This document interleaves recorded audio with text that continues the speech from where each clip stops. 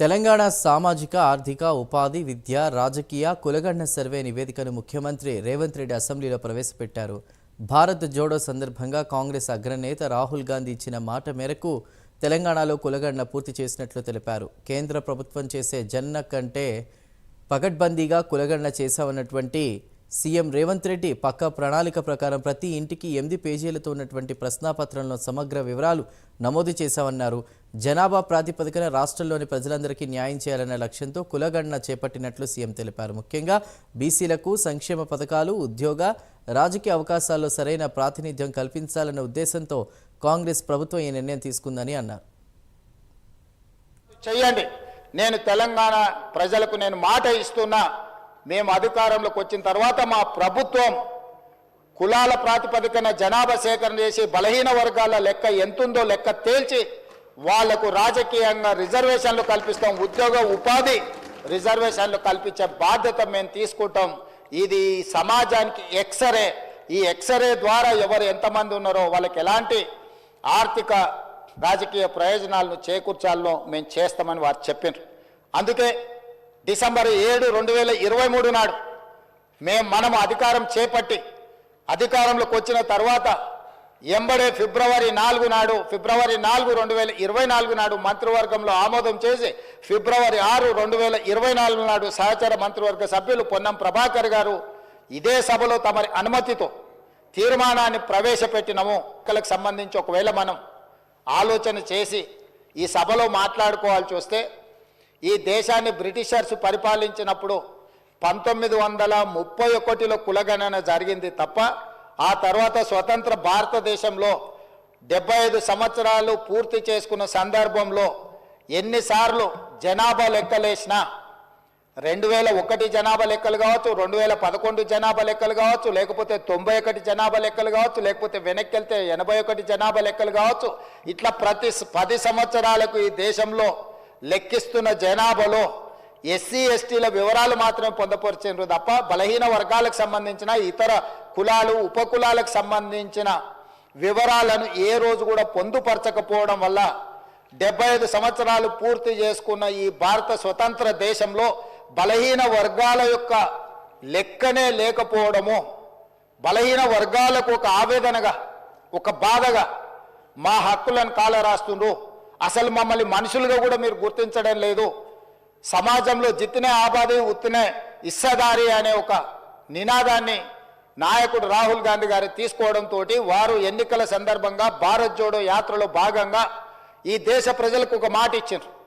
కేంద్ర ప్రభుత్వాన్ని డిమాండ్ చేసిండ్రు. వారు కేంద్ర ప్రభుత్వం జనాభా లెక్కలు సేకరించినప్పుడు కులాల ప్రాతిపదికన కూడా జనాభాను సేకరించాలి. తద్వారా ప్రభుత్వం కేటాయిస్తున్న నిధుల విషయంలో కావచ్చు, నియమిస్తున్న ఉద్యోగాల విషయంలో కావచ్చు, ఆర్థిక రాజకీయ ఉపాధి ఉద్యోగ అవకాశాలలో వాళ్లకు సరైన న్యాయం చేయాలి. కాబట్టి దీన్ని ప్రభుత్వము ముందుకు తీసుకువెళ్ళాలి, ప్రభుత్వం పాటించాలి అని డిమాండ్ చేశారు.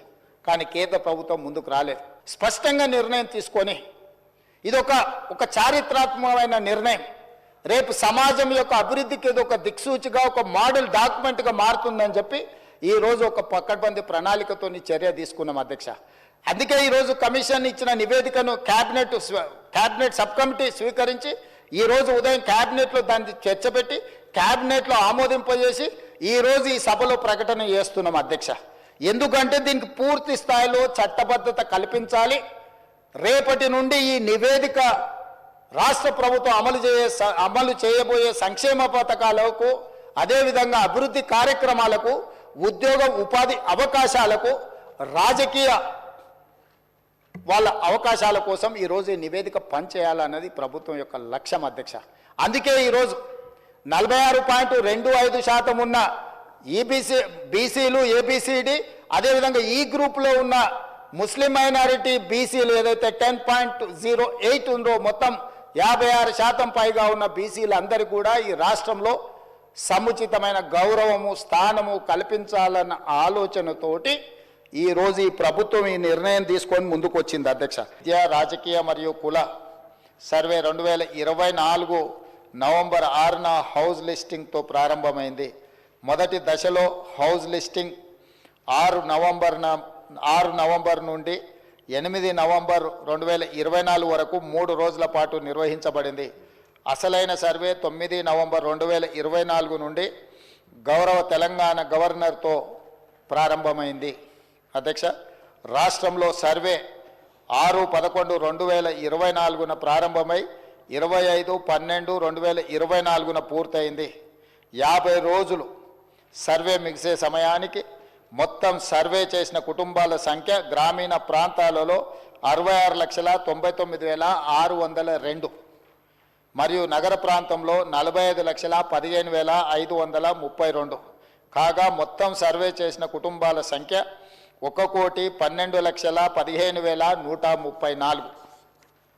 హౌస్ లిస్టింగ్ చేసిన మొత్తం 1,15,71,457 కుటుంబాలకు గాను 1,12,15,134గా ఉంది. ఇది సర్వే కవరేజ్ను 96.9% సూచిస్తుంది. ఇతర కారణాల వల్ల సర్వే చేయని కుటుంబాల మొత్తం సంఖ్య 3,56,229. ఎక్కువగా సర్వే చేయని కుటుంబాలు జిహెచ్ఎంసి మరియు ఇతర నగర ప్రాంతాలలో ఉన్నాయి. ఫిబ్రవరి 4, 2024 నాడు నిర్ణయం చేసి ఫిబ్రవరి 4, 2025 ఈనాటికి సరిగ్గా సంవత్సరం పూర్తి చేసుకుంటున్న సందర్భంగా ఈ నిర్ణయము నివేదికగా మారి ఈ సభ ముందుకు ఒక ప్రభుత్వ అధికారిక డాక్యుమెంట్గా ఈరోజు సభలో ప్రవేశపెట్టినాం. అధ్యక్ష, సర్వేలో నమోదైన కుటుంబాల ఆధారంగా రాష్ట్రంలో 3,54,77,554 మందిని సర్వే చేయడం జరిగింది. ఈ మొత్తం సామాజిక వర్గాల వారిగా సంఖ్య ఈ క్రింది విధంగా ఉంది. అధ్యక్ష, ఎస్సీలో 61,84,319 మంది ఉండగా ఇది మొత్తంలో 17.43% ఉంది. ఎస్టీలో 37,05,929 మంది ఉండగా ఇది మొత్తంలో 10.45% ఉంది. అధ్యక్ష, బీసీ ముస్లిం మైనారిటీ మినహా 1,64,09,179 ఉండగా ఇది మొత్తంలో 46.25% ఉంది. అధ్యక్ష, ముస్లిం మైనారిటీలో బీసీలు 35,76,588 ఉండగా ఇది మొత్తంలో 10.08% ఉంది. అధ్యక్ష, ముస్లిం మైనారిటీలో ఉన్న బీసీలను కలుపుకుంటే మన రాష్ట్రంలో మొత్తం బీసీలు 56.33% ఉంది. అధ్యక్ష, రాష్ట్రంలో ఈరోజు ప్రభుత్వం అమలు చేస్తున్న బీసీ రిజర్వేషన్లు ABCDE ఈ అన్ని గ్రూపులలో 56.33% ఈరోజు బీసీ జనాభా ఉన్నదని చెప్పి నివేదిక మనకు తెలుపుతున్నది. అధ్యక్ష, ముస్లిం మైనారిటీలో ఓసీలు 8,80,424 ఉండగా ఇది మొత్తంలో 2.48% ఉంది.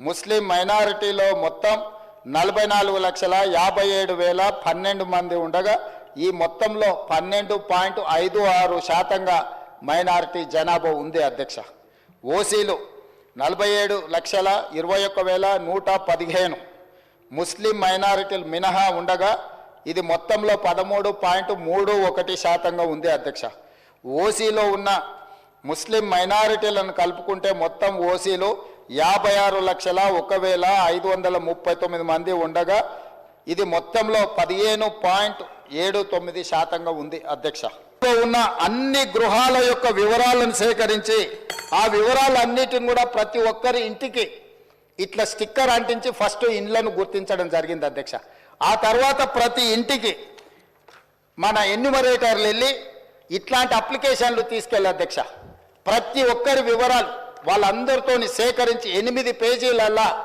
అక్కడికి వెళ్ళి వాళ్ళతో మాట్లాడి వాళ్ళు ఇచ్చిన సమాచారాన్ని తీసుకొని వాళ్ళ సంతకాన్ని కూడా కుటుంబ యజమాని పేరు మొబైల్ నెంబర్తో సహా సంతకం వాళ్ళు తీసుకొని ఎన్యూమరేటర్ సంతకం తీసుకొని సూపర్వైజర్ సంతకం తీసుకొని ఈ రకంగా సమాచారాన్ని 8 పేజీలలో పూర్తి వివరాలతో కూడుకున్న వాళ్ళ పేరు, తండ్రి పేరు, వాళ్ళ కులము, వాళ్ళ ఆర్థిక స్తోమత, వాళ్ళ విద్య, గతంలో ప్రభుత్వం నుంచి ఏమైనా పథకాలలో లబ్ధి పొందినరా, గతంలో రాజకీయ పరమైన రిజర్వేషన్లు ఏమన్నా పొందినరా, ఇట్లా పూర్తి స్థాయిల వివరాలతోటి ఆ కుటుంబం యొక్క వివరాలు తీసుకున్నాం. అధ్యక్ష, ఇవన్నీ మాన్యువల్గా సేకరించి 76,000 మంది డేటా ఎంట్రీ ఆపరేటర్స్ని పెట్టి ఏ ఎన్యూమరేటర్ అయితే 150 ఇండ్లకెళ్ళి చేసిండో అతనే డేటా ఎంట్రీ ఆపరేటర్ దగ్గర కూర్చొని ఒక్కొక్క పేజీ తీసి కంప్యూటరీకరణ చేపించి పూర్తిగా ఈ డేటానంతా కూడా 76,000 మంది డేటా ఎంట్రీ ఆపరేటర్లు 36 రోజులు కష్టపడి ఈ మొత్తం అంతా కూడా క్రోడీకరించింది అధ్యక్ష. ఈరోజు ఇంత పకడ్బందీగా